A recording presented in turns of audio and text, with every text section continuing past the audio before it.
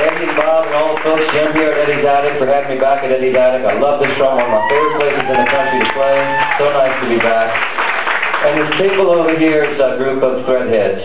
And the threadheads I mentioned earlier are not-for-profit, all volunteer, and they've raised over $300,000 since the flood to help New Orleans music and New Orleans musicians. Thanks to my friends. So, as it happened, the lady happened to call me just as we had gotten our house, like I said earlier. And the last blog was about the time that we moved in. And it was kind of a fitting way to end the book, so it worked out nicely. But I actually had decided not to blog anymore, and she wrote me 2 weeks later, so it really was serendipitous. Epilogue, January 2009. Down in the treme, it's me and my baby. So there it is, 2 years of my life. I have work happening now, writing songs with a lot of different folks around town. My song Jet Black and Jealous has been in the Billboard Country Music Charts for over 17 weeks, still counting. Hey, it's been a year now, thanks. It's a young band called the Eli Young Band.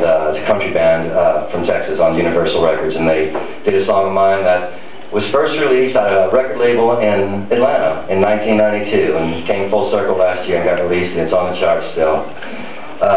There's a new disc with Boutte, it's called New Orleans. I have gigs here and in other cities. John Boutte and I play Canada, New York, Los Angeles. There are more shows on the horizon with my own band, the Rolling Road Show, as well. I've learned to communicate with other musicians into the world again. My songs have grown. I feel a part of New Orleans again, connected to life and creativity. I have a home in the treme. Shelley and I love our house. It's a small two-story Creole cottage-style home. Shelley has already begun some slight renovations.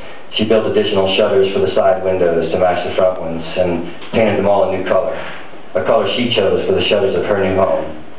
She has been doing this under the watchful eye of a very sweet, inquisitive lady from the Treme Neighborhood Association, who has politely quizzed about the shutters and color changes, while not too discreetly checking out the character of the home's new owners. I was pleased when the look of concern on her face changed to a smile, followed by an invite to attend a meeting sometime. Even better was finding out that this obviously powerful and presiding voice in the neighborhood, who had just given us her approval, is married to the father of Shannon Powell, one of the greatest drummers in the world. Shannon Powell, who cooked me a meal in Ohio, the memory of which still lingers on my taste buds. Mardi Gras is near, and from our balcony we can hear the John McDonough marching band getting ready for parade season as they march around and around our block, playing their street beat and breaking into a song at every other corner. This fantastic event takes place daily outside our front door, about 4:30 in the afternoon, and it's quickly become my favorite time of day to stop working, turn off the computers and television, open the windows, and listen to the music flow. We are home indeed. When we got the house, the first thing Glenn David Andrews told me was, "Welcome to the 7th Ward. You won't see a second line now." We moved in a month and a half ago, and this past Sunday, the first second line passed under our balcony. It was somber, spiritual, tragic, poetic, and joyful. That is how a second line unfolds. Shelley called me to the balcony. I walked out and was surprised to see a hearse in the street below.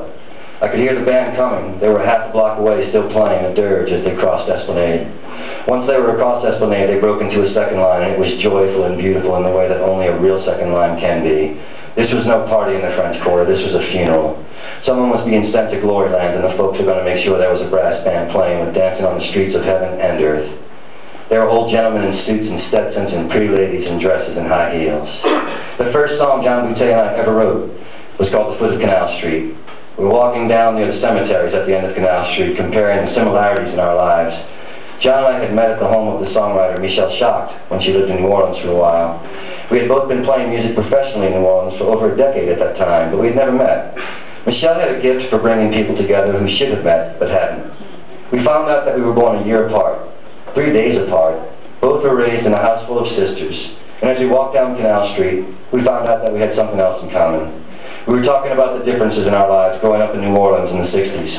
He in the treme, and me in the Irish Channel. Him playing jazz and me playing rock and roll. John being black and me being white. As we reached this point in the conversation, we were about a block and a half away from a cemetery, which John pointed to and said, "You know, baby, my daddy's buried in that cemetery." I said, "Johnny, that's one more thing we got in common. My daddy's buried across the street." He looked at me and he smiled and said, "You know what, baby? Black or white, we all gonna meet at the foot of Canal Street."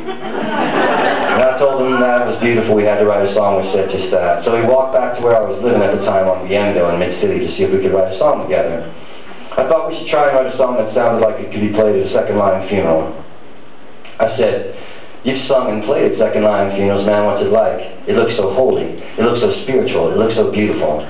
He gave me a sly grin, one that I would get to know very well over the next 12 years, and he said, "Well, baby, it's beautiful and all, but you know, mostly the bitches wonder what the other bitches gonna be wearing. And the men all be carrying a flask in their hip pocket waiting for the band to kick it so they can kick it too, you know."